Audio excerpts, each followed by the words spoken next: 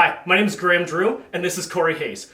He's going to be asking me questions every week about Blvd piping. Let's get into it. Bring it on.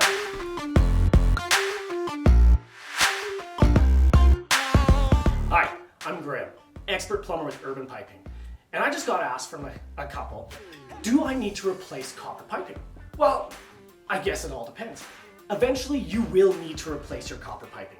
The piping will deteriorate and you will get leaks from the fittings. But good news is most copper has a life expectancy between 50 and 75 years.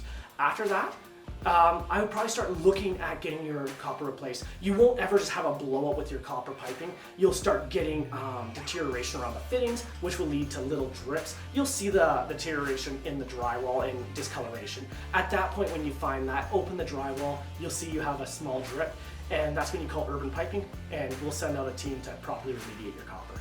Hope that helps. Have a great day. Hey Graham, thanks for answering this week's question on Blvd. Stay tuned for next week's question or leave us a comment below and we'll create another video answer.